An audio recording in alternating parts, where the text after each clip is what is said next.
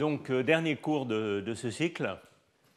Donc, je vais maintenant vous parler de couplage fort et d'application à ce qu'on comprend aujourd'hui de cette physique du pseudo-gap en couplage fort, donc avec plutôt les cuprates dopées au trou en toile de fond. Donc, dans un premier temps, ce que je voudrais faire, c'est vous donner un petit peu une vue d'ensemble très qualitative, absolument non technique, des méthodes numériques dont on dispose aujourd'hui pour comprendre ces problèmes, donc dans les régimes de couplage fort. Et évidemment, ça va être assez superficiel, je vais y consacrer, je ne sais pas, une vingtaine de minutes ou une demi-heure.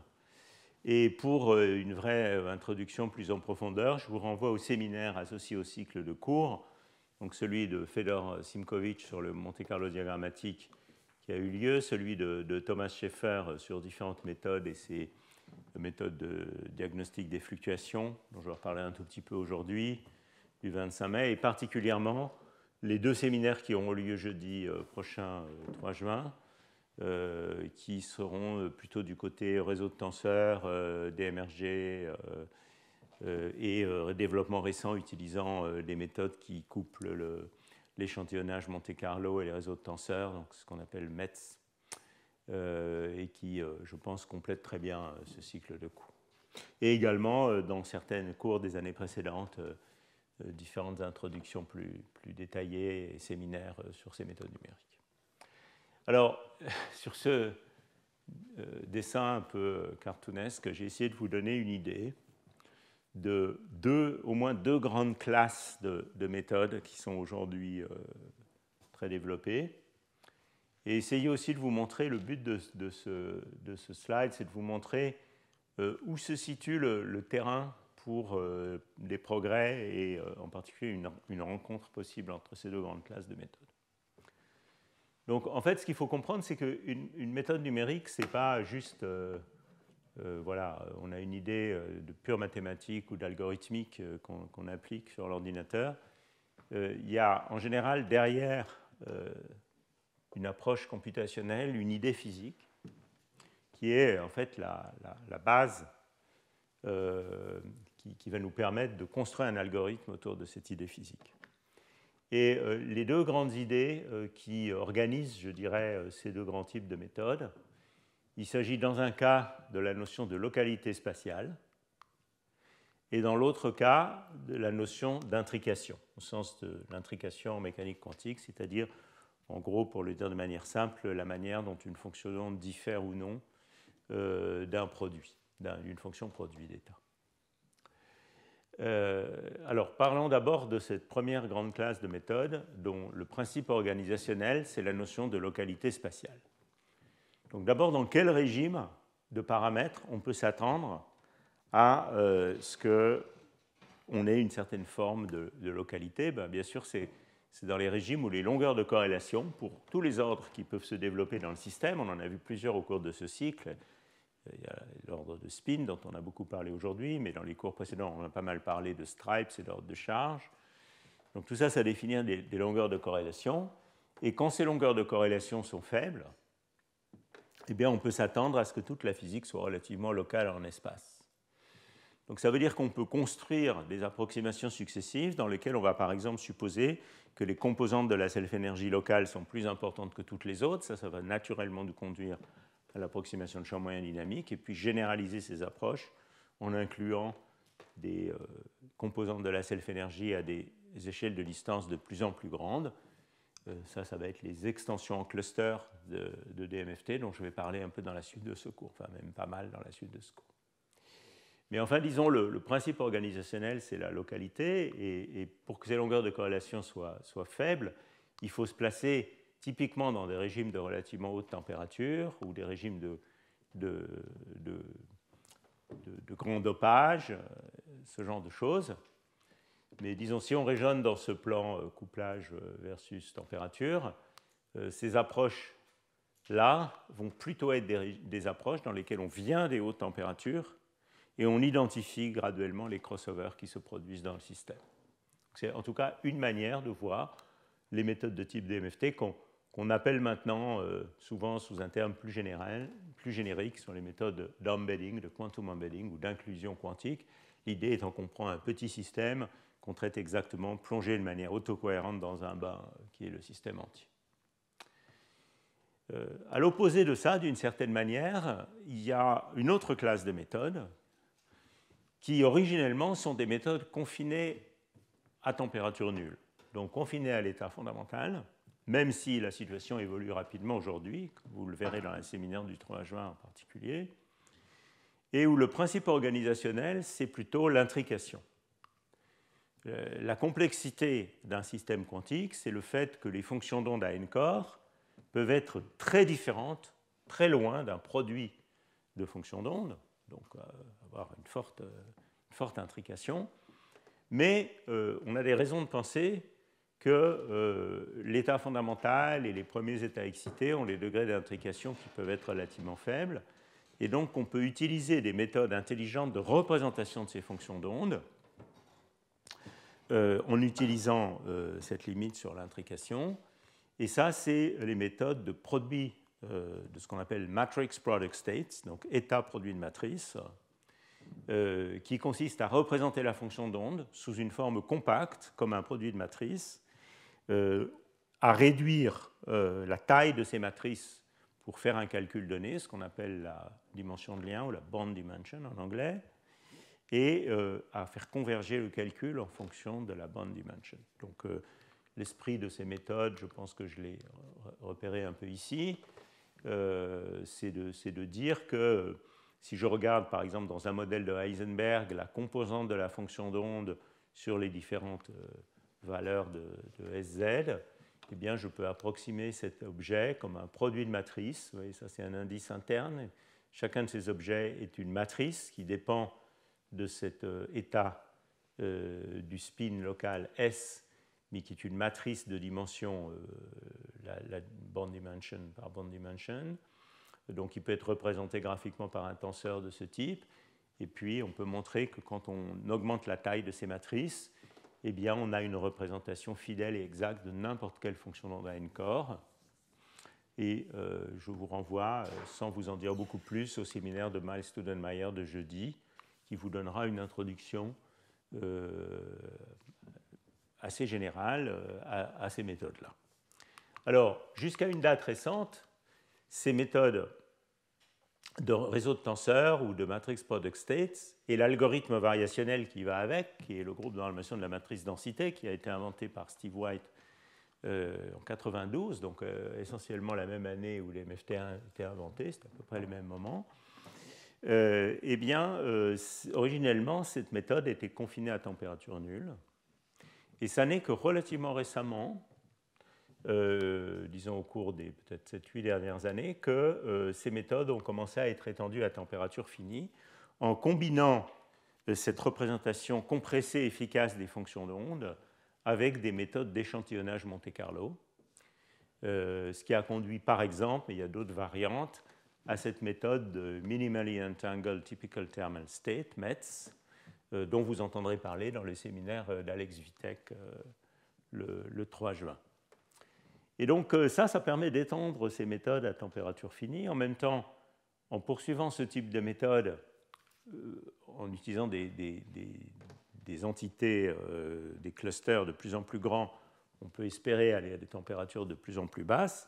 Et ça définit une sorte de programme de recherche qui est de faire se rencontrer ces deux types d'approches. Alors, soit les faire se rencontrer en arrivant à étudier le même système dans le même régime de paramètres, par exemple de température, par les deux types d'approches, en essayant de trouver un compromis, une température pas trop basse pour que ces méthodes marchent et pas trop haute pour que les méthodes de type METS marchent, encore que les méthodes de type METS sont assez faciles à étendre même à haute température. C'est plutôt une question de taille de système. Mais disons, je considère un petit peu que le point de rencontre ou le handshake entre ces deux différentes classes de méthodes, c'est un petit peu là que se situent des développements intéressants du point de vue computationnel, enfin au moins certains développements intéressants du point de vue computationnel dans le domaine. Et il y a un certain nombre d'articles récents, vous entendrez parler d'un dans le séminaire d'Alex Vitek jeudi, qui réalise d'une certaine manière ce handshake. On a également un article sur le réseau, modèle de Hubbard sur le réseau triangulaire, où on étudie vraiment le même système par les deux classes de méthodes. Alors, vous avez entendu aussi parler, dans le cadre du séminaire de Fedor en particulier, le 18 mai, vous avez aussi entendu parler d'une autre classe de méthodes qui utilise un autre principe organisationnel qui est plutôt de partir du régime de couplage faible et puis de faire un échantillonnage de la série diagrammatique. Donc, c'est toutes ces méthodes de Monte-Carlo diagrammatique dont Fedor vous a parlé. Donc là, si vous voulez, c'est plutôt des méthodes qu'on pourrait voir comme ça, dans ce plan. La limitation de ces méthodes, c'est plutôt d'arriver dans le régime. C'est deux choses. C'est d'une part d'arriver à calculer les termes de la série et surtout à la ressommer jusqu'à des températures suffisamment basses ou jusqu'à des couplages suffisamment forts. Et donc cette troisième classe de méthode, elle donne également un point d'ancrage. C'est aussi une direction de développement très intéressante actuellement dans le domaine des méthodes computationnelles et qui, en fait, a pour terrain de jeu un petit peu justement le régime où on veut réaliser ce handshake. C'est pour ça que c'est intéressant. Voilà, alors je ne vais pas vous parler plus de ces méthodes de Monte-Carlo diagrammatique en détail maintenant, puisqu'elles ont été présentées par Fedor, mais en revanche, je vais utiliser certains résultats dans la suite du séminaire. Alors, vous voyez qu'on a donc tous ces différents types d'approches.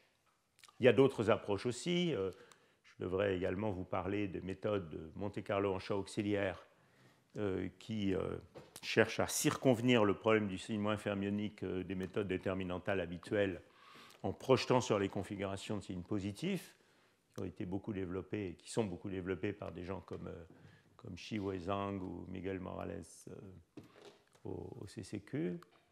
Et tout ça a conduit à l'émergence depuis quelques années d'articles dans lesquels un effort est fait pour comparer ces méthodes entre elles et surtout essayer de donner des résultats précis avec des barres d'erreur contrôlées qui puissent établir la physique de ces modèles, alors que ce soit Hubbard ou d'autres choses, dans des régimes de paramètres où on peut les étudier avec plus d'une méthode, de manière à ne plus revenir sur ma méthode donne ci, ta méthode donne ça, et elle ne donne pas la même chose. Et voilà.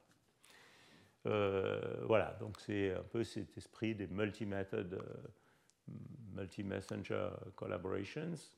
Et il y en a plusieurs déjà. Cette liste est tout à fait non limitative. Je vais vous donner quelques petits exemples. Un article un peu pionnier dans ce domaine, c'est celui qui a été publié il y a un peu plus de 5 ans dans le contexte de la Simons Many Electron Collaboration, qui était surtout des résultats sur les énergies du système. Il y a un article récent sur les ordres de Stripes et d'ondes de densité de spin incommensurable qui compare les méthodes Monte-Carlo déterminantales et les méthodes DMRG. Il y a un article encore plus récent dont je vous parlerai un peu à la fin de ce cours qui attaque la question de l'existence d'une phase supraconductrice dans le modèle de Hubbard avec T' égale 0. Qui utilisent des méthodes de DMRG et des méthodes d'AFQMC en particulier, et d'autres méthodes aussi. Il y a un article très intéressant qui est paru cette année, non, déjà l'année dernière, 2020, qui commence à aller au-delà de modèles simples, puisqu'il s'agit on peut dire, d'un vrai matériau, ou tout au moins d'un matériau un peu idéal, mais qui est fait de vrais atomes, qui est l'étude d'une chaîne d'atomes d'hydrogène unidimensionnels, comme matériau modèle, si vous voulez, mais avec toute la complexité des différentes orbitales, etc., et dans lequel les différentes phases du système, quand on rapproche les atomes les uns des autres, il y a des phases dimérisées, des phases isolantes, etc., eh bien, ces phases sont comparées entre elles. Les diagrammes de phase de ce système est établi par la combinaison de différentes méthodes, AFQMC, DMRG, etc., etc. Et puis cet article dont je vous ai abondamment parlé dans le cours précédent. Donc ça, c'est juste pour dire que le domaine du problème à n-corps computationnel évolue beaucoup actuellement, et en particulier avec cet effort de combiner des méthodes, de les comparer entre elles, mais aussi, c'est plus intéressant encore, d'avoir des sortes d'hybridation entre les méthodes. Par exemple, pour vous donner 2 exemples, ces méthodes de Metz, dont vous entendrez parler jeudi, utilisent des idées de Monte Carlo sampling dans le contexte des réseaux de tenseurs, ou, pour donner un autre exemple, on développe actuellement des solvers pour DMFT qui sont basés sur les idées de réseaux de tenseurs et même sur le Metz à température finie, et qui sont assez prometteuses. Voilà. Donc, ça appartenait plutôt au cours d'avant. Maintenant, ce que je voudrais faire, c'est revenir au problème physique qui nous occupe, et qui est la physique du pseudo-gap dans le modèle de Hubbard, mais plutôt dans le régime de couplage fort, donc quand il n'y a pas forcément une longueur de corrélation magnétique très grande. Et là, je pense que les progrès initiaux dans ce domaine, c'est assez juste de dire qu'ils sont partis de la théorie de champ moyen dynamique et de ses extensions en cluster, qui sont essentielles dans ce contexte. Et donc, je vais vous donner un petit peu une introduction très rapide à l'esprit général de ces méthodes, et puis ensuite vous montrer des résultats. Alors, je ne vais pas vous faire une introduction détaillée à la méthode de champ moyen dynamique, je vais juste vous donner les idées. Vous pouvez vous référer au cours d'il y a 2 ans, qui était complètement consacré à cette méthode. Donc l'idée générale de cette méthode, elle est finalement similaire à l'idée du champ moyen en physique statistique. Elle consiste à remplacer un système par un système équivalent. Donc on a un réseau d'atomes. Vous pouvez penser à ça, si c'est le modèle de Hubbard, chaque site est un de ces atomes de Hubbard à un niveau, dont j'ai parlé dans le premier cours.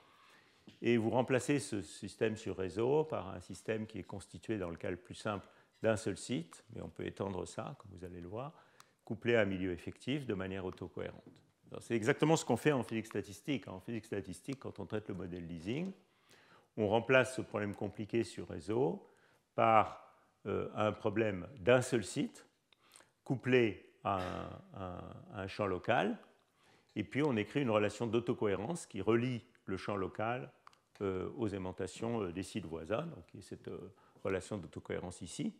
Et en combinant ces deux choses, on arrive aux équations de champ moyen habituelles. Alors ici, c'est très similaire, à part que le problème effectif à un site qui décrit le couplage de l'atome et du bas est beaucoup plus complexe. C'est un problème qui, alors je n'ai même pas écrit les équations ici, c'est un problème qui décrit un atome avec toutes ses interactions, donc en l'occurrence dans le modèle de Hubbard, le U local, qui est couplé à un bain effectif, et il y a une amplitude de saut d'électrons entre le bain effectif et l'atome qui est ajustée de manière autocohérente. C'est ça le champ moyen dynamique, c'est une fonction de la fréquence ou du temps, et cette fonction, si vous voulez, est une sorte de généralisation quantique du champ de Weiss en mécanique statistique. L'observable de base dans cette théorie n'étant pas juste un nombre comme l'aimantation, mais toute une fonction de la fréquence, en l'occurrence la fonction de Green ou la fonction spectrale locale. Voilà. Donc c'est vraiment une théorie d'un atome ou un amas d'atomes dans un bain autocohérent, si vous voulez. Et comme je vous le disais tout à l'heure, le principe organisationnel de ces méthodes, c'est la localité. C'est-à-dire qu'on va approcher la self-énergie du réseau comme étant un objet local. Donc ça, c'est dans la théorie de champ moyen dynamique à un site. On va voir les généralisations non locales dans un instant. Et dire que cette self-énergie, eh bien, c'est la self-énergie de l'atome dans son bain, ce qui nous donne une relation d'autocohérence. Donc il nous faut résoudre ce problème d'un atome dans un bain, dans un certain champ moyen dynamique, calculer la fonction de Green locale de ce problème, c'est là où on a besoin d'algorithmes.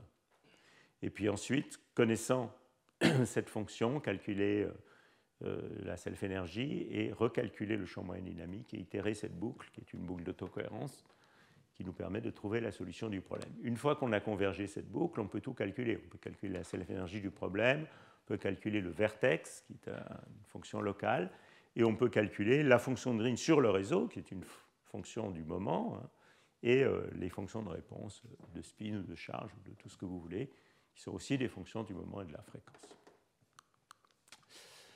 Voilà. Donc finalement, si vous voulez, tout ça s'inscrit dans un cadre qui est assez comparable à d'autres approches où on a une observable, un choix d'observable, un système représentatif et une relation d'autocohérence. J'ai essayé de présenter le champ moyen de Hartree même de cette manière-là dans le cours précédent. Vous vous souvenez que j'ai fait un parallèle avec la fonctionnelle de densité. Ben, finalement, ici, il y a aussi un parallèle tout à fait similaire où notre observable local, c'est une fonction de la fréquence et du site considéré, qui est un peu l'analogue de la densité locale ou de l'aimantation locale en champ moyen habituel. On a un système représentatif équivalent qui, dans le cas du champ moyen, est un spin dans un champ extérieur. Dans le cas de la fonctionnelle de densité, c'est des électrons dans un potentiel de Kohn-Sham. Et dans le cas des MFT, c'est un atome dans un bain autocohérent. Et puis on a une notion de champ de Weiss généralisé, qui est le champ de Weiss dans le champ moyen habituel, le potentiel de Kohn-Sham en DFT et le champ moyen dynamique dans la théorie du champ moyen dynamique. Tout ça peut se construire comme des fonctionnels ou d'énergie ou d'énergie libre qui dépendent de l'observable considéré. Donc ça met un peu tout ça dans un cadre conceptuel similaire.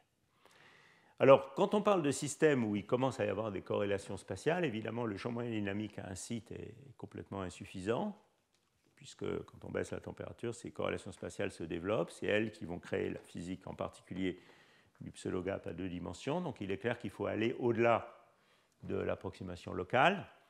Et ça, c'est tout un ensemble d'approches qui s'est développé depuis plus d'une vingtaine d'années et qui s'appellent maintenant les méthodes, enfin, qui ont tendance à s'appeler les méthodes d'inclusion quantique ou les Quantum Embedding Methods, qui ont également pas mal de succès en chimie quantique, mais dont on peut voir un petit peu des MFT comme la méthode précurseur de toutes ces méthodes.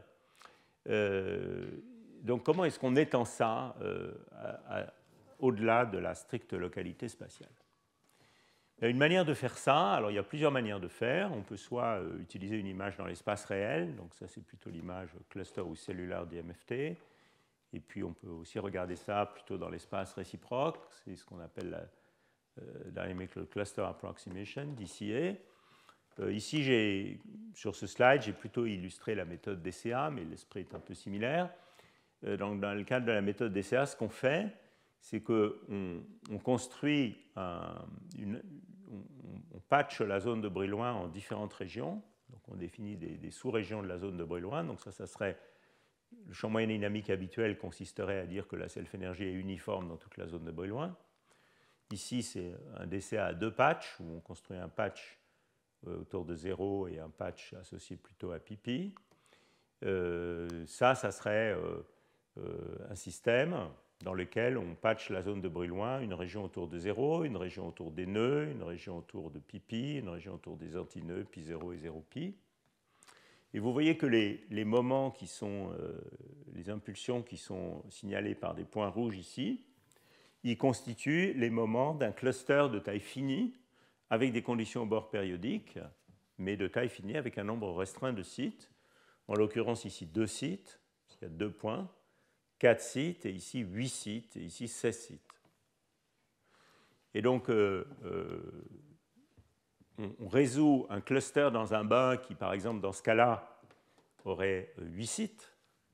On calcule les self-énergies de ce cluster, donc qui vont avoir une valeur différente pour les différents moments choisis ici. Donc il y aura une self-énergie qui va être associée à la région centrale jaune, une self-énergie associée à la région nodale, une self-énergie associée à la région antinodale. L'approximation, c'est que cette self-énergie, elle est constante à l'intérieur de son patch. Et vous voyez que c'est une interpolation assez grossière de la dépendance en impulsion de la self-énergie, puisqu'elle est discontinue d'un patch à l'autre. Self-énergie approximée, si vous voulez.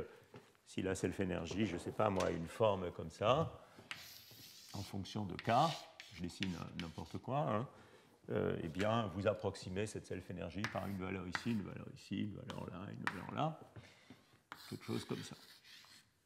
Voilà.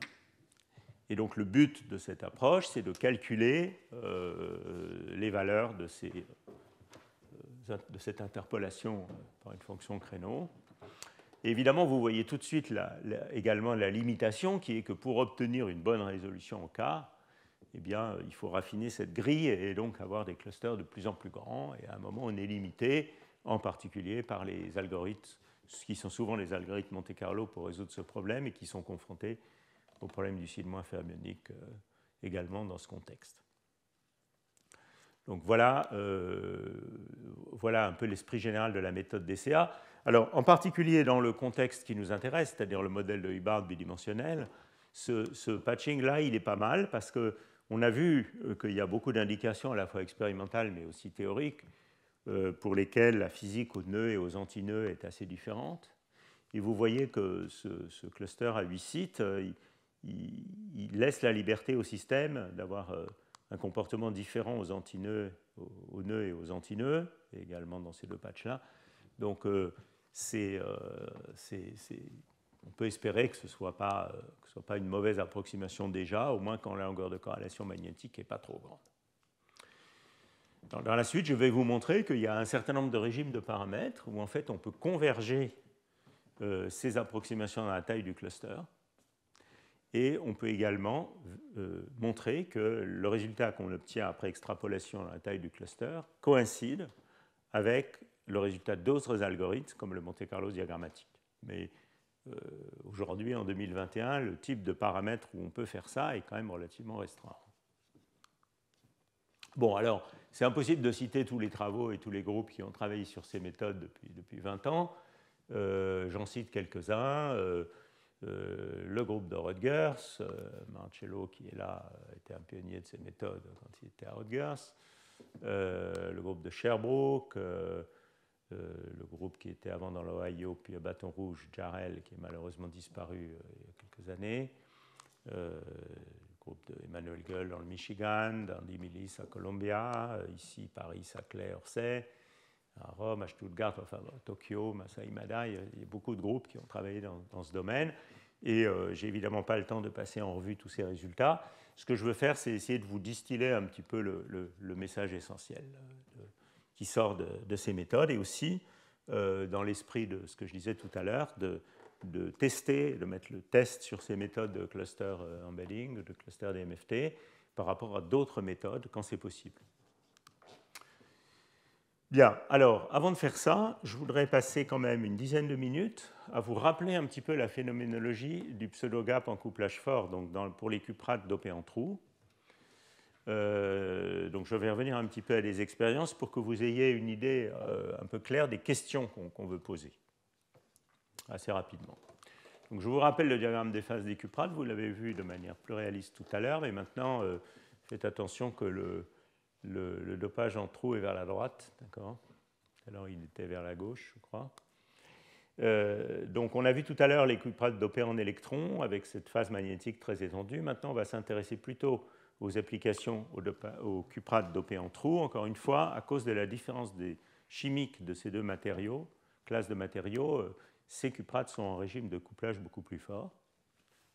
Et donc vous voyez ce qui se passe dans ce cas-là, c'est que la phase antiferromagnétique s'écroule très vite, elle disparaît à des dopages faibles, et ici il y a tout un zoo de phases assez complexes, en particulier dans LSCO, il y a des phases verts de spin, dont je parlerai un petit peu l'année prochaine dans un autre contexte. À plus basse température ici, à basse température ici, il y a des phases onde de densité de charge qui ont été l'objet de beaucoup d'études ces dernières années. Il y a évidemment le fameux dôme supra. Mais le phénomène qui est particulièrement frappant, c'est qu'il y a une échelle d'énergie qui est relativement haute, qui est beaucoup plus haute que toutes ces instabilités de basse température, qui est l'ouverture d'un pseudo-gap. Et on a la chance d'avoir dans la salle un des découvreurs de ce phénomène, Henri Alloul, qui est là. Et je vais vous montrer quelles sont les signatures expérimentales de ce pseudo-gap. Et puis ici, il y a un régime au-dessus de la température qu'on appelle T star de ce pseudo-gap, qui décroît avec le dopage. Il y a un régime ici qui est un régime qu'on appelle de métal étrange, où la résistivité du système est linéaire en fonction de la température, n'obéit pas aux règles du liquide de Fermi, même si à basse température ça peut être un bon métal. L'existence de ce métal étrange est une des questions encore assez ouvertes dans ce domaine. La physique des métaux étranges fera l'objet du cours de l'an prochain. Je vous en parlerai un peu à la fin. Voilà, donc quels sont les grands éléments de la phénoménologie du pseudo-gap quand on traverse cette ligne noire? Donc la première chose, c'est que le pseudo-gap, comme son nom l'indique, c'est une suppression partielle, d'où le nom pseudo, des excitations de basse énergie, c'est-à-dire il y a un déficit de densité d'état ou de densité d'état excité à basse énergie, et on voit ce déficit dans plein de sondes expérimentales, thermodynamiques, spectroscopiques. Historiquement, la première découverte, ce n'est pas celle-là, c'est plutôt les sondes RMN. Donc c'est le fait que quand on mesure la susceptibilité magnétique, le night shift en l'occurrence, comprenons-le simplement en termes simples comme la susceptibilité magnétique, dans un métal, on s'attend à avoir une loi de Pauli, donc constante, en fonction de la température.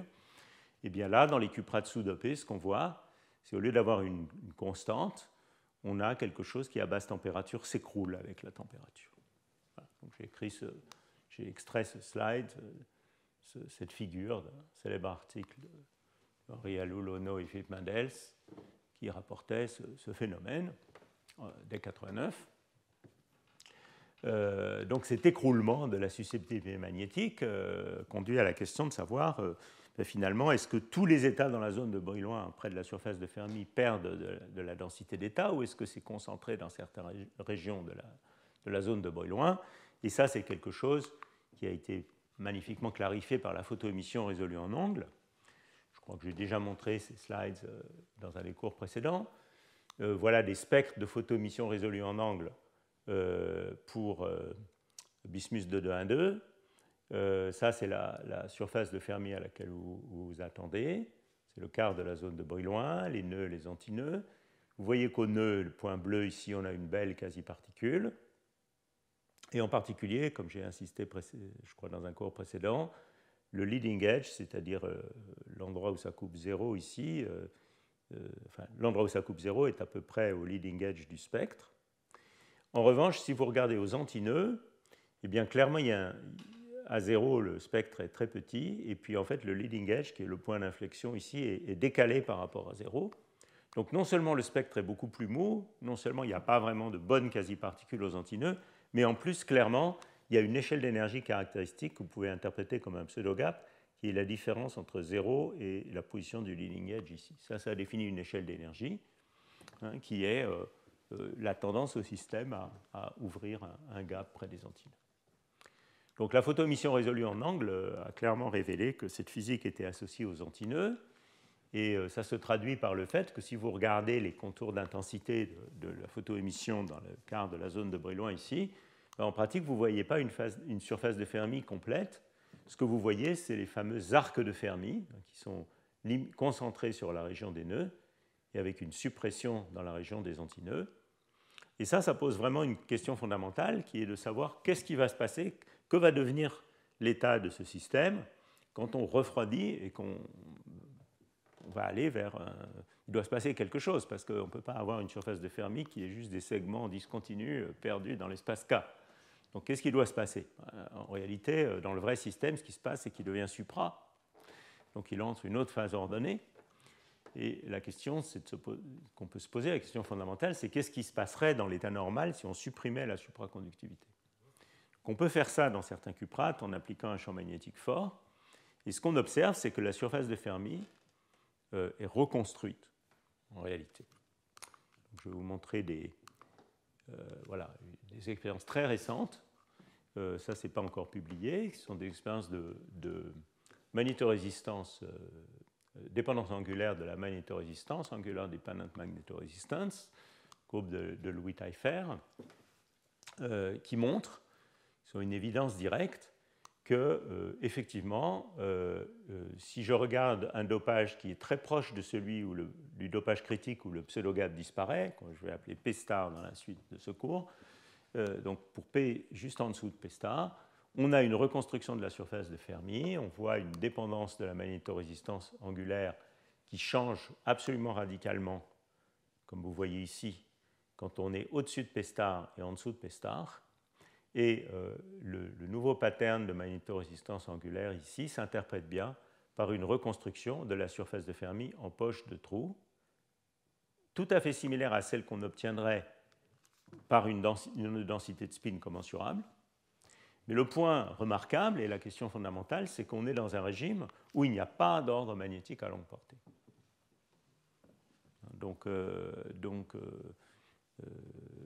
Clairement, il y a la possibilité que le système reconstruise sa surface de Fermi sans pour autant que ce soit dû à un ordre antiferromagnétique à longue portée. Et on peut dire, sans trop d'hésitation, que ça, c'est vraiment une des deux questions fondamentales des cuprates, qui est comment est-ce qu'on peut avoir une reconstruction de la surface de Fermi dans un régime où, apparemment, il n'y a pas de brisure de symétrie, de spin ou de translation qui donnerait une explication simple de champ moyen, disons, à la reconstruction de cette surface de Fermi. C'est ça la signification, au-delà des cuprates eux-mêmes, disons, la question conceptuelle importante qui est derrière ça. L'autre question conceptuelle importante, c'est peut-être les deux questions fondamentales des cuprates, c'est au-dessus du pseudo-gap, près en particulier au vertical du dopage optimal, on a ce régime de métal étrange, c'est-à-dire ce régime où on a une résistivité linéaire en T, qui maintenant s'appelle quelquefois le métal planckien. Quelle est l'origine de ce phénomène? Quelle est l'origine de cette résistivité linéaire? Donc ça, c'est quelque chose dont je ne vais pas parler dans le cours d'aujourd'hui, mais en revanche, je consacrerai le cycle de cours de l'an prochain à ces métaux planckiens, et en particulier à leur lien avec ce qu'on appelle les modèles SYK, Sachdiafier et Kitaïev, qui ont donné une théorie, enfin ces modèles donnant une théorie de ces métaux planckiens et du transport en l'absence de quasi-particules. Voilà. Donc j'ai essayé de résumer sur ce slide un petit peu les deux questions, peut-être les plus fondamentales que pose la physique des cuprates supraconducteurs. Il faut insister sur le fait que ce n'est pas limité aux cuprates, en particulier l'existence d'un régime de métal planckien ou métal étrange avec une résistivité linéaire en T, c'est quelque chose qui est maintenant assez omniprésent dans la physique des systèmes twistés ou des systèmes de moiré, que ce soit les bicouches de graphène twistés ou que ce soit les dichalcogénures de métaux de transition ou les bicouches de dichalcogénures de métaux de transition. On voit des phénomènes de ce type quand on change l'angle de twist. Et donc, c'est une question qui n'est pas une vieille question, c'est une question très moderne pour toute une série de matériaux d'intérêt actuel. Bon, donc ça, c'était mes 10 minutes sur la phénoménologie du pseudogap, sans entrer trop dans les détails, comme vous pouvez le voir. Et maintenant, je voudrais revenir à la théorie et essayer de vous donner un peu une idée de qu'est-ce que les méthodes de cluster DMFT nous ont appris sur cette physique.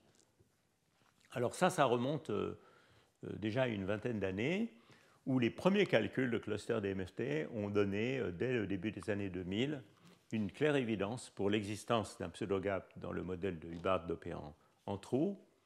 Et maintenant, on le sait, dans un régime où la longueur de corrélation magnétique n'est pas nécessairement grande, elle peut être juste de quelques mailles du réseau.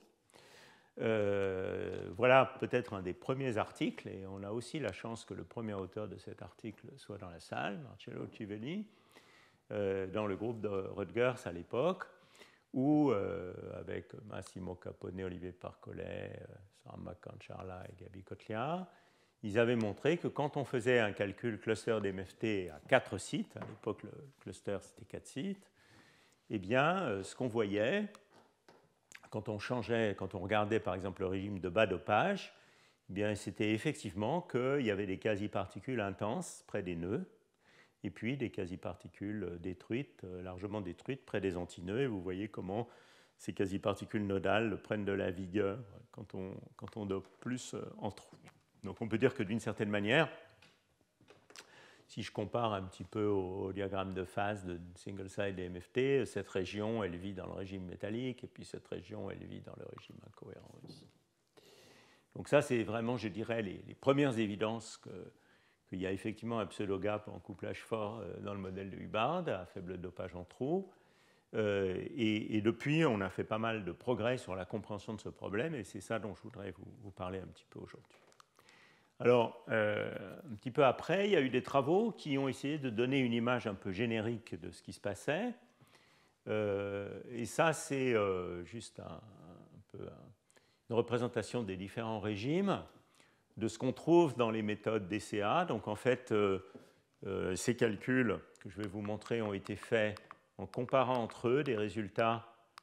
Alors je vous ai montré tout à l'heure ces différents, excusez-moi je reviens en arrière, je vous ai montré ces différents clusters. Donc en fait, je vais vous montrer les résultats d'un article qu'on avait fait avec Emmanuel Gueule, Andy Millis et Michel Ferrero et coworkers, dans lequel on comparait les résultats de clusters DMFT à 4 sites, 8 sites et 16 sites, de DCA, pardon, à 4 sites, 8 sites et 16 sites, donc avec ce patching de la zone de Brillouin. Et donc, de manière un peu générique, ce qui se passe qualitativement dans ces calculs, c'est que si je prends maintenant un modèle de Hubbard avec un T', de sorte que j'ai une asymétrie entre le dopage en trou et le dopage en électron. Vous vous souvenez que quand T' égale 0, il y a une symétrie particule-trou, voir le cours 1. Mais quand T' est non nul, cette symétrie, elle change T' au moins T'. Donc si j'ai un T' fixé à une certaine valeur, le diagramme de phase n'est plus symétrique entre particules et trous. Donc là, on compare le régime dopé en électron et le régime dopé en trou à U fixé. Donc ce n'est pas forcément réaliste pour comparer, comme je l'ai expliqué tout à l'heure, les cuprates dopés en électron et les cuprates dopés en trou, puisqu'ils n'ont pas la même valeur de U. Mais bon, faisons cette comparaison. Donc ce qu'on trouvait dans cet article, c'est que quand vous dopiez en trou, vous voyez la densité va de 1 à 0,6 ici, on dope en trou, eh bien en fait,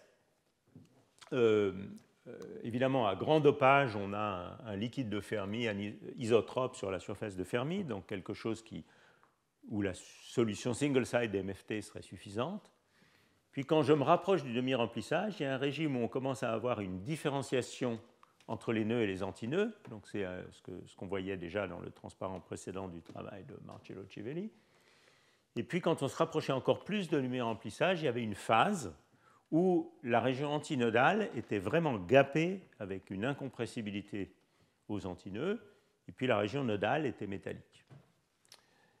En revanche, quand on dopait en électrons, ce qu'on voyait, c'est qu'il y avait aussi bon, évidemment, il y a un liquide de Fermi isotrope à grand dopage. Près du demi-remplissage, il y avait un régime différencié, mais pour les paramètres étudiés dans cet article, on ne voyait pas ce régime où on a une sélectivité en patch avec une incompressibilité aux antinœuds. Donc il y a, déjà même à U donné, il y a une asymétrie entre particules et trous dans ce système. Alors voilà un résultat qui illustre cette notion d'incompressibilité aux antinœuds. Donc ce que vous voyez ici, c'est la densité qui est dans chacun des patchs de la zone de Brillouin. Donc ici, c'est la densité totale alors non, la densité totale n'est pas représentée ici, excusez-moi. La densité du patch nodal en rouge et la densité du patch antinodal en bleu. Vous voyez, ça c'est pi sur 2, ça c'est pi 0 en bleu. Et donc vous voyez que le système a un gap. Donc un gap, ça se manifeste comme un plateau dans n versus mu. Donc vous voyez que le système a un gap qui est défini par ces deux flèches-là. Donc ça, c'est vraiment l'isolant de Mott, où le système a un gap. Et vous voyez que le patch nodal, il commence à devenir métallique, c'est-à-dire compressible, avant le patch antinodal. Donc là, on a un régime intermédiaire ici. Ça, c'est des calculs à 16 sites, donc quand même pour un assez gros cluster, évidemment dans son bain autocohérent, c'est de la DCA autocohérente. Et vous voyez qu'ici, on a un régime où le système est métallique, parce que le patch nodal est métallique, mais le patch antinodal, lui, il continue à être incompressible. Donc on a véritablement, dans ce système qui est discrétisé avec un cluster, on a véritablement une image du régime pseudo-gap dans lequel le patch antinodal est carrément gapé, carrément incompressible. Voilà. Alors si on regarde les choses maintenant en fonction de la température plutôt, ça c'était à température fixée, basse.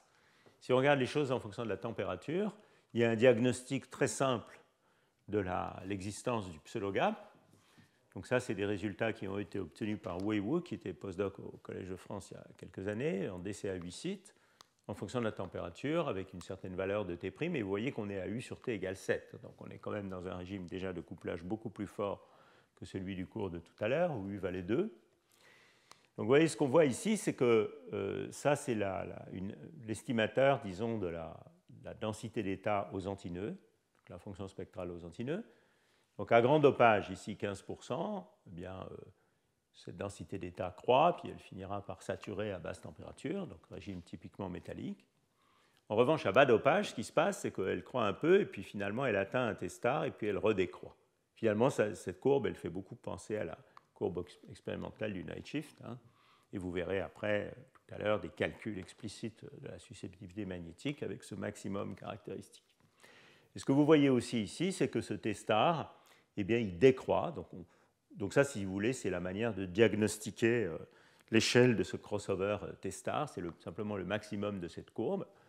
Et vous voyez que ce maximum, il décroît quand on augmente le dopage. Donc c'est cette ligne qui chute quand on augmente le dopage. Donc tout ça semble assez cohérent avec même la phénoménologie de tout à l'heure. Alors en fait, on peut interroger un petit peu les calculs numériques en essayant de comprendre d'où vient la physique qui est sous-jacente. Est-ce que ça se passe dans le canal de spin, dans le canal de charge, etc. Et je vais vous montrer ça un petit peu plus tard. On en a déjà entendu parler dans le séminaire de Thomas Schaeffer, qui montrait comment on pouvait faire un diagnostic de fluctuation de ces calculs. Mais on peut faire d'autres choses aussi, et ça c'est quelque chose qu'on avait fait avec Michel Ferrero, dans lequel on regardait dans le contexte du calcul Monte-Carlo quels étaient les états du cluster qui dominaient la fonction de partition. Et ce qu'on voit, c'est que dans le régime de bas dopage où il y a un pseudo-gap, les états du cluster qui dominent la fonction de partition, c'est les états singulaires, donc où on a apparié les spins en état singulier par le super-échange.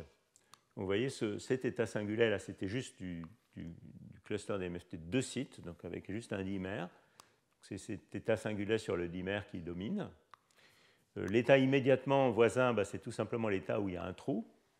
Et donc, à bas dopage, en fait, on a un modèle effectif dans lequel on peut se représenter le système comme une soupe de dimères dans lequel on a des trous qui se promènent. C'est un petit peu une image comme celle de la Resonating Valence Band dopée. Il y a d'ailleurs des modèles effectifs qui ont été construits dans ce sens, un peu sur la base de ces résultats numériques. Puis quand on augmente le dopage, eh bien, vous voyez que l'état singulaire devient moins important que l'état dopé. Et donc ça, c'est plutôt le régime de liquide de Fermi habituel. Donc on a déjà, à partir de ces histogrammes d'état, l'idée que c'est bien l'existence de singulaires dû au couplage de super-échange qui est responsable du pseudo-gap. Vous verrez que dans le diagnostic de fluctuation, c'est encore beaucoup plus clair. Bon, alors tout ça, c'est du DCA ou du cluster des MFT. Donc on pourrait dire, bon, finalement, vous êtes limité en taille de cluster. Est-ce que vous savez vraiment que cette physique est bien celle du système à la limite thermodynamique? Et donc, il y a eu des progrès récents sur ce sujet. Donc, ce qui vient maintenant illustre le thème général du cours, qui est modèle de Hubbard de progrès récents. Donc, on a pu, dans certains régimes de paramètres, réaliser ce handshake entre des méthodes de Monte-Carlo diagrammatique directes sur le réseau et ces méthodes de DCA ou de cluster DMFT extrapolées en taille de cluster, donc à la limite thermodynamique pour la taille du cluster. Donc ça, c'est malheureusement quelque chose qu'on ne peut pas faire dans beaucoup de régimes de paramètres, hein, il faut quand même être réaliste et honnête. Mais enfin, on peut trouver un régime intéressant, et en poussant les algorithmes et le développement des méthodes au maximum, on peut quand même trouver un régime où on peut le faire. Et il n'y a pas de secret. En fait, c'est une bonne idée de se placer dans un régime qui est un peu au voisinage du maximum du dôme de TNL versus U, qui est un dôme de champ moyen, d'accord, à 2D, mais enfin qui vous définit quand même la région où les corrélations magnétiques sont les plus fortes pour avoir une chance. Donc c'est ça qu'on a fait, on a astucieusement choisi cette valeur de U. C'est vraiment le premier article qui réalise ça, donc il faut pardonner le choix d'un régime de paramètres spécifiques pour que les choses marchent. Et une valeur de T' assez réaliste pour les cuprates et assez grande, comme vous voyez ici. Et puis un dopage très petit, choisi aussi pour essayer d'avoir un T-star le plus haut possible. Bon, donc en optimisant un peu tout ça, on arrive à réaliser cette chose que les méthodes de Monte-Carlo diagrammatique, on peut les faire marcher en convergeant la série. Donc, je vous renvoie au séminaire de Fedor. Et puis, les méthodes de DCA, on peut les faire marcher sur des clusters de taille 8, 16, 32, je ne sais plus jusqu'à combien on était allé. Et le résultat est ici, jusqu'à 64 en fait. 64 sites. Donc ça, c'est quand même assez massif. Et donc ce que vous voyez ici, c'est la self-énergie à la première fréquence de Matsubara en fonction de K dans la zone de Brillouin. Donc en suivant un trajet qui part de 0, 0, pi 0, pi pi, 0, 0. Donc en suivant ce trajet-là. Donc là, vous allez vers les antinœuds, et puis là, vous traversez le nœud. Et donc ça, c'est la partie imaginaire de sigma qui est négative, moins im sigma, c'est le scattering rate. Et donc ce que vous voyez ici, c'est que ça, c'est la courbe de Monte-Carlo diagrammatique en violet. Et donc vous voyez clairement qu'il y a un scattering rate qui est beaucoup plus grand aux antinœuds qu'aux nœuds, qui va être par là.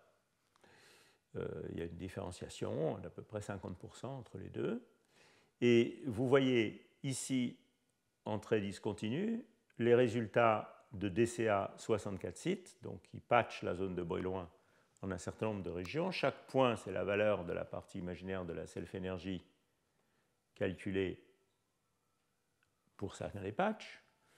Et pour la valeur de l'antinœud, qui est la plus intéressante, on montre ici l'extrapolation. Ah non, pardon, chacun des points ici, c'est l'extrapolation à cluster infini.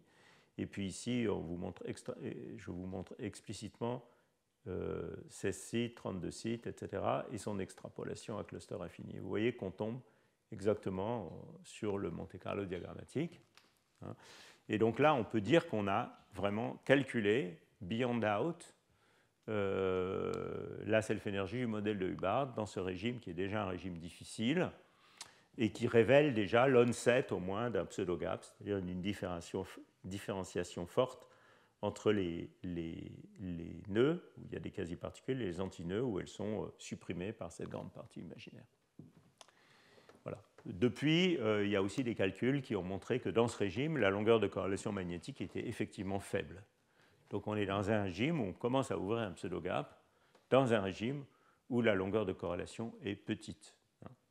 Tout à fait différent de ce que j'expliquais dans le cours précédent. L'INSET qui est là vous montre aussi, qui est grossi en fait dans le slide suivant, vous montre aussi que, à la différence du régime de couplage faible, il n'y a pas de physique des hotspots dans ce régime. C'est-à-dire que si vous faites le même calcul au hotspot, c'est-à-dire au point d'intersection de cette surface de Fermi, parce qu'il y a un T', la surface de Fermi est de type trou, bien qu'on soit dopé en trou, elle est centrée sur pi. Donc il devrait y avoir un hotspot ici, qui est l'intersection avec la zone de Brillouin antiferromagnétique, et vous voyez que néanmoins, la partie imaginaire de sigma est plus petite au hotspot qu'à l'antinœud pi0. Donc en tout cas, dans ce régime de température, il n'y a pas de hotspot qui se développe, ce qui vous montre que l'analyse, disons, une analyse de type couplage faible ne s'applique pas vraiment. Voilà, ça c'est l'extrapolation en fonction de la taille du cluster. Et cette courbe-là, on ne l'a jamais publiée en fait. Je ne sais pas trop pourquoi, mais bon, elle est là sur la slide. Voilà. Depuis, ce calcul a été poussé encore d'un cran au-delà grâce aux méthodes de Monte-Carlo diagrammatique. Riccardo Rossi, Fedor, Simkovic et Michel ont réussi à pousser ce calcul jusqu'à des températures. Dans nos calculs avec Weiwu, c'était T sur T égale 0,2. Là, c'est 0,1. Je crois que c'est un petit peu l'extrême qui peut être fait dans ce régime. En fait, ce calcul a permis de montrer qu'on était quand même dans un régime juste au bord de la formation du pseudo-gap. On ne peut pas dire que la différenciation nœud-antinœud s'aggrave énormément quand on passe de bêta 5 à bêta 10. Et on aimerait évidemment pouvoir faire ces calculs dans un régime de couplage plus fort. Alors, toujours dans l'esprit d'essayer de comprendre d'où vient cette physique, je vous renvoie au séminaire de Thomas Schaeffer. On peut, dans le contexte de ces méthodes de Monte-Carlo diagrammatique, comme dans le contexte DCA, mais avec évidemment beaucoup plus de résolution en K dans le contexte du Monte-Carlo diagrammatique, on peut faire l'analyse de fluctuation, du diagnostic de fluctuation dont Thomas vous a parlé. Et c'est ce qu'on a fait, donc c'est cet article pionnier qui a lancé cette méthode. et on l'a appliqué dans le contexte du calcul précédent. Donc ça, c'est les résultats de ces auteurs sur du DCA qui, je crois, était du DCA 8 sites, qui montrait que la physique du pseudogap était dominée par le canal de spin et les fluctuations autour de pi, donc les fluctuations commensurables au vecteur d'onde antiferromagnétique. Et avec la meilleure résolution des calculs de Monte-Carlo diagrammatiques, on peut appliquer les mêmes diagnostics de fluctuation.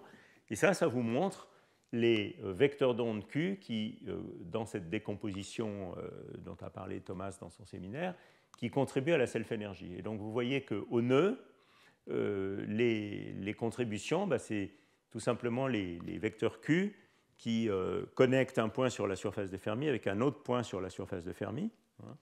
Donc, vous retrouvez ici ces vecteurs Q. Par contre, ce qui est très intéressant, c'est qu'aux antinœuds, ce n'est pas ces vecteurs Q-là. Les vecteurs Q qui dominent, ce n'est pas surface de Fermi à surface de Fermi, c'est les vecteurs, c'est le vecteur pi. Donc, c'est vraiment les fluctuations centrées autour de pi qui dominent la self-énergie dans le canal de spin. Et si vous faites la même analyse dans le canal de charge, dans le canal particule-particulière, il n'y a pas du tout de dominance d'un type de fluctuation particulier. Donc, si vous voulez, disons, faire sens d'une analyse en termes de fluctuation, il faut vraiment regarder le canal de spin, et c'est les fluctuations antiferromagnétiques commensurables qui sont responsables de l'apparition du pseudogap. Voilà un petit peu l'état des progrès les plus récents sur ce sujet. Il y a d'autres choses qui se préparent, intéressantes, en particulier en Monte-Carlo diagrammatique. Mais je pense que ces travaux montrent de manière tout à fait claire, 20 ans de travaux sur cluster d'MFT, et puis ces travaux de Monte-Carlo diagrammatique et leur réunion montrent clairement que la physique du pseudogap en couplage fort, il est lié aux corrélations antiferromagnétiques, aux corrélations commensurables à haute température. On a vu qu'à haute température, le pic des fluctuations était commensurable de toute façon, était pi, que déjà dans ce régime, ces fluctuations, même quand elles avaient une longueur de corrélation courte, créaient un pseudogap. Donc je crois que c'est ça un peu la conclusion générale de tout ça. Alors si on veut rentrer un petit peu plus dans les détails de comment ça marche, un petit peu plus, disons, dans l'analyse théorique, en particulier de la self-énergie aux antinœuds, bien, on s'aperçoit qu'il y a une physique assez intéressante, il y a des manifestations assez intéressantes de ce pseudogap, qui est l'existence essentiellement d'un pôle dans la self-énergie. Alors ça, ce n'est pas tellement étonnant, parce que si vous voulez supprimer la densité d'état à basse fréquence, ça c'est un plot de la densité d'état aux antinœuds pour un certain régime de paramètres prolongé analytiquement sur l'axe des fréquences réelles, donc vous voyez le pseudogap ici. Eh bien, pour créer ce pseudogap, il faut bien que la partie imaginaire de sigma soit grande, c'est ça qui tue le poids spectral. Effectivement, ce que vous voyez quand vous calculez la partie imaginaire de sigma aux antinœuds, c'est qu'il se développe un pôle. Là, on a fixé ce pôle, le moment à pi0, donc ce pôle n'est pas nécessairement à fréquence nulle, il est à une certaine fréquence qui dépend de T'. Et assez tôt, dans ce domaine, en fait, il est apparu que à cause de la présence de ce pôle ou de ce quasi-pôle dans la self-énergie, la reconstitution de la self-énergie par interpolation dans la zone de Brillouin était quelque chose de compliqué et qu'il valait mieux en fait interpoler non pas sigma, mais 1 sur oméga moins sigma, ce qu'on appelle le cumulant. Et voilà un petit peu certains articles qui ont débuté ça, en particulier Tudor Stanesco, collaboration avec Kotler et Rutgers, ont beaucoup insisté sur la nécessité d'utiliser ces interpolations de cumulants pour reconstituer la self-énergie. Et ça a été repris par pas mal de groupes. Ça, c'est un résultat du groupe japonais de Masa Imada, groupe de Tokyo. Et voilà un petit peu ce qu'on voit quand on fait ces reconstitutions en cumulant basées sur des méthodes de cluster d'MFT. Ce qu'on voit, c'est que la self-énergie développe en fait des lignes la fonction de Green développe des lignes de zéro des lignes de pôle qui correspondent à la surface de Fermi, donc qui seraient, disons ici, lignes en blanc. Mais la self-énergie développe un pôle qui correspond à 0 dans la fonction de Green, qui est cette ligne noire ici, qui se développe d'abord près de pi, et puis qui, quand on augmente le dopage, a une certaine tendance à bouger en dopage, mais finalement pas tant que ça. Et donc il y a à la fois dans la zone de Brillouin des singularités de G et des singularités de 1 sur G, si vous voulez. Donc, des pôles et des zéros pour la fonction de Green.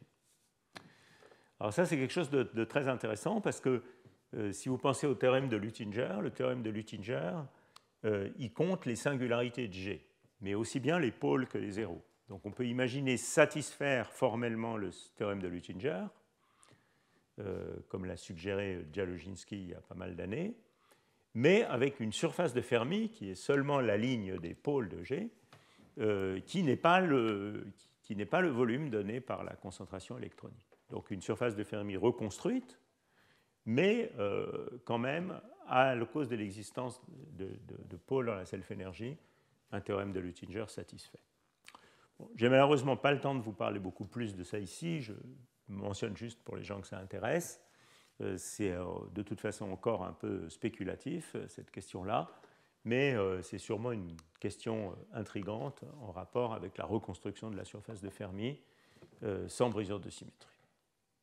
Alors une autre chose sur laquelle je veux insister, c'est le fait que dans tous ces calculs, il y a une chose qui apparaît alors là de manière extrêmement claire, c'est qu'il y a vraiment un crossover extrêmement abrupt et peut-être même une transition entre le régime de couplage faible et le régime de couplage fort. Donc vous voyez ici un calcul qui est du DCA 8 sites, mais on voit la même chose en fait.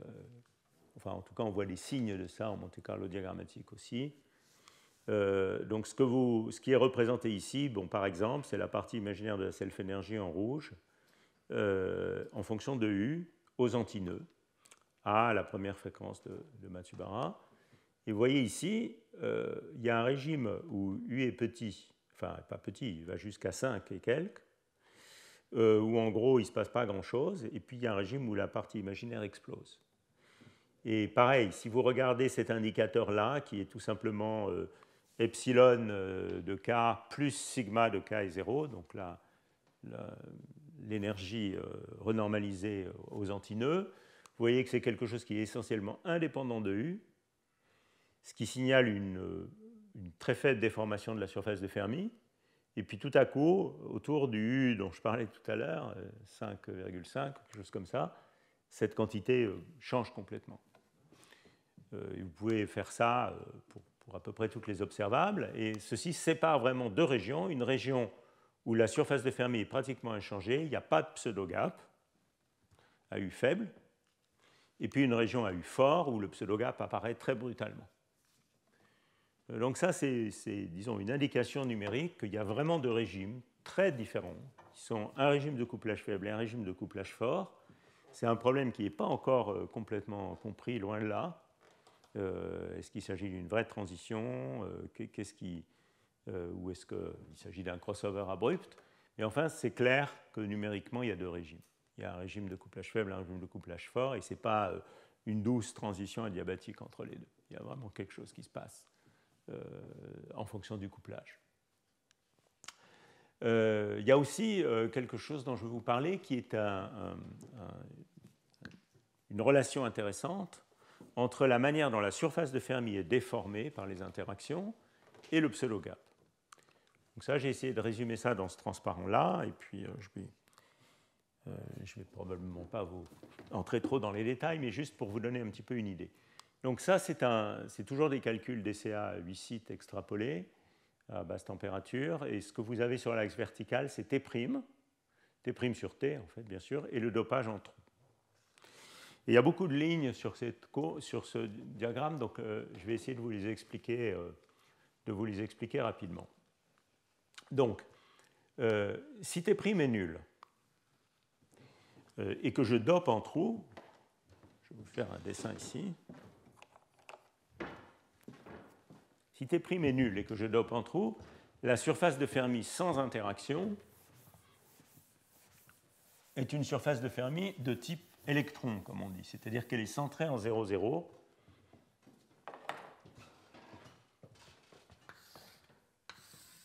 Donc ça, c'est ma zone de Brillouin. Ça, c'est la zone de Brillouin antiferromagnétique. Peut-être mettre un peu plus de lumière.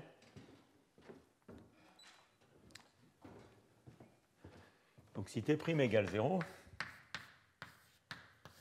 et que je dope en trou,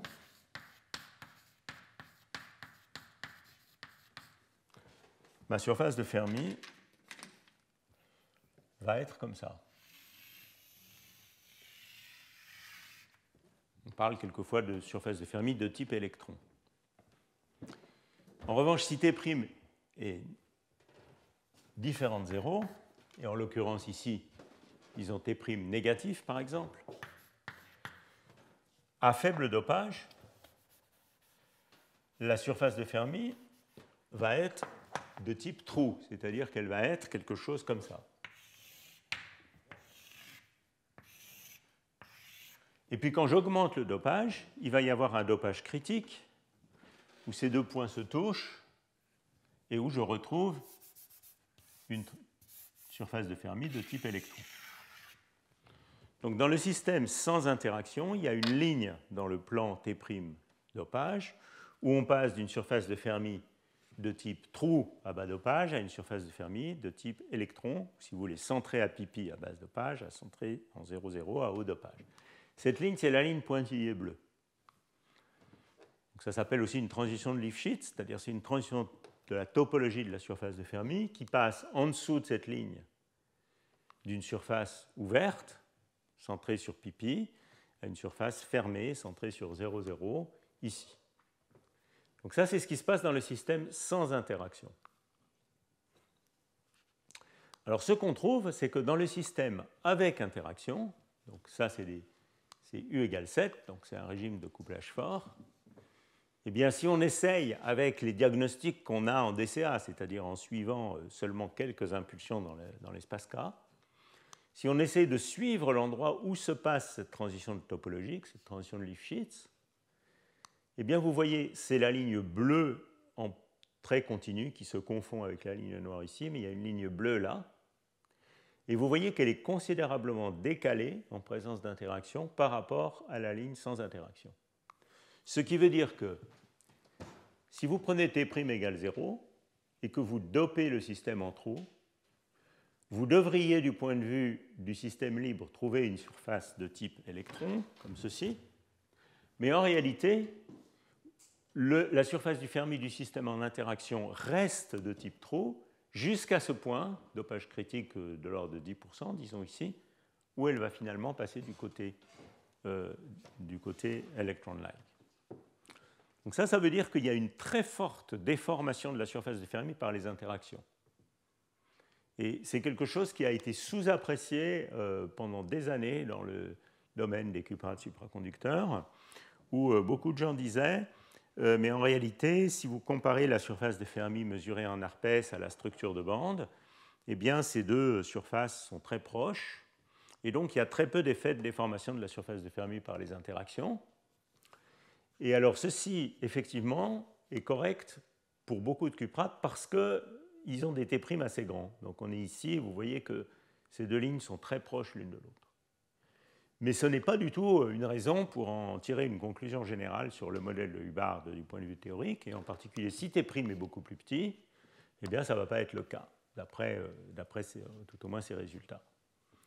Donc on aurait une forte déformation de la surface de Fermi par les interactions et une tendance à générer une surface de Fermi de type trou quand la surface de Fermi libre devrait être de type électron.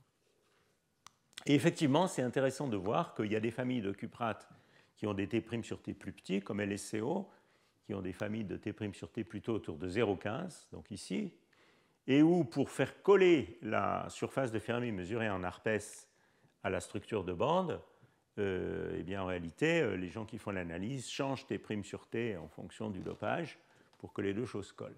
Mais en réalité, c'est le signe évident qu'il y a une déformation de la surface de Fermi par les interactions. Donc ça, c'est une première chose.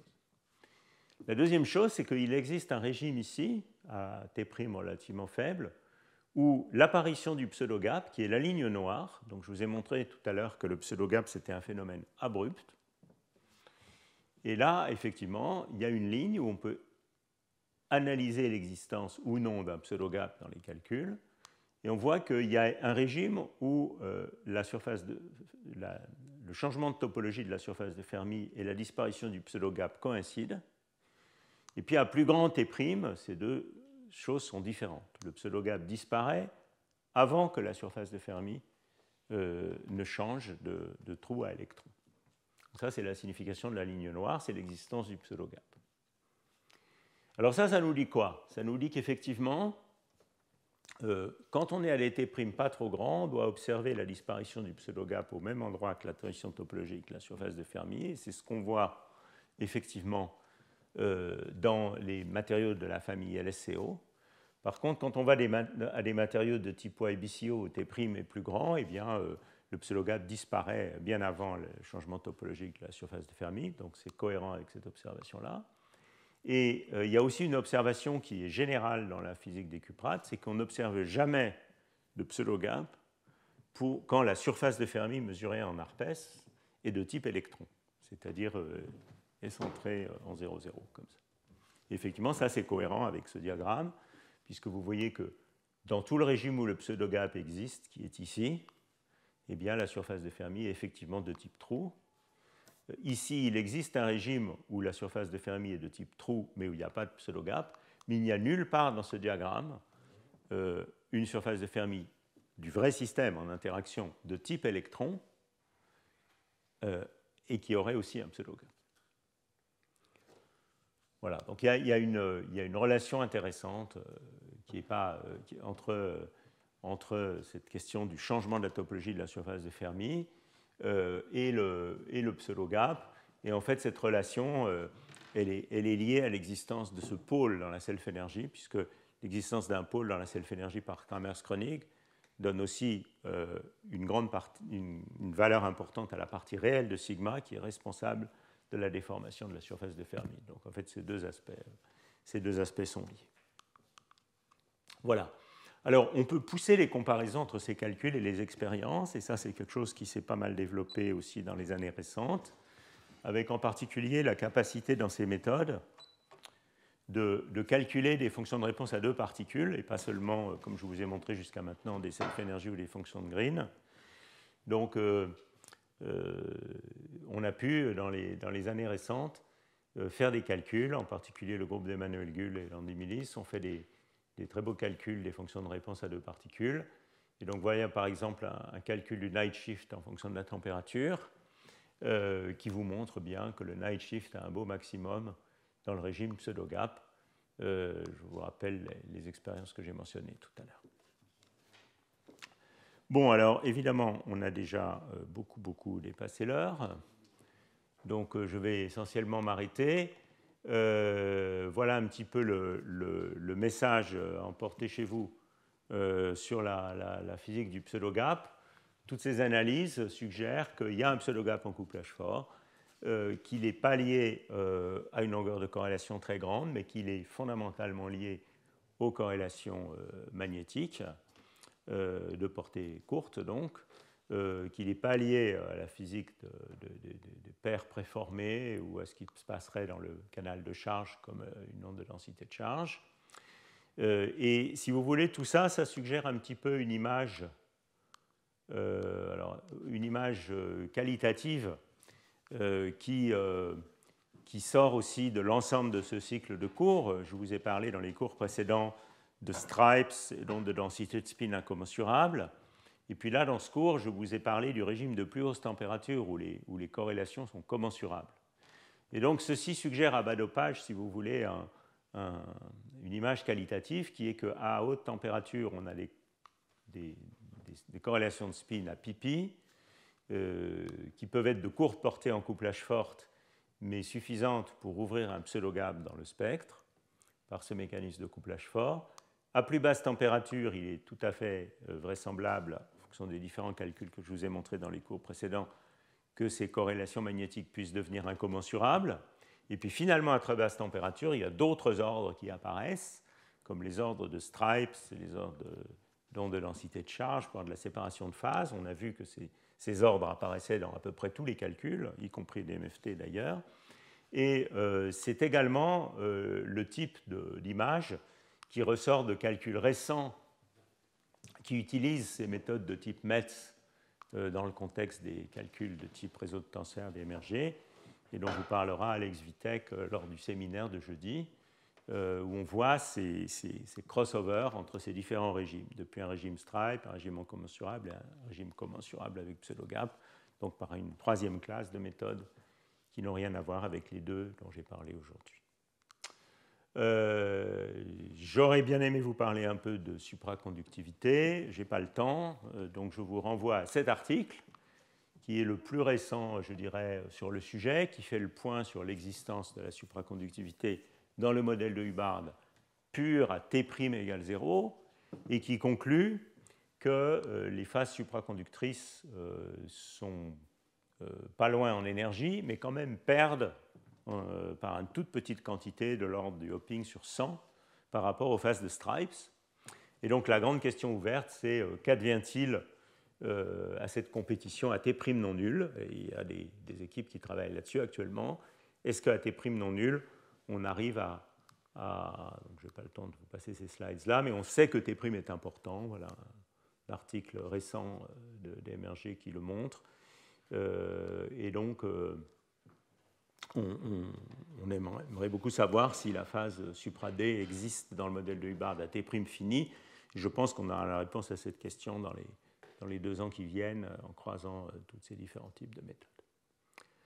Voilà, donc pour conclure un petit peu ce cycle de cours, j'espère vous avoir convaincu que le modèle de Hubbard reste un modèle qui est un petit peu l'icône du problème quantique à n-corps. Il reste un problème très difficile à 2 dimensions en couplage fort, mais néanmoins, il y a suffisamment de progrès qui ont été faits dans les 20 dernières années, et en particulier dans les 5 ou 10 dernières années, pour dire qu'il est quand même clairement établi, je pense maintenant, qu'un certain nombre des aspects cruciaux de la physique des cuprates est bien pris en compte par le modèle de Hubbard bidimensionnel, à la fois en régime de couplage faible pour les cuprates dopées en électrons ou en couplage fort pour les cuprates dopées en trous.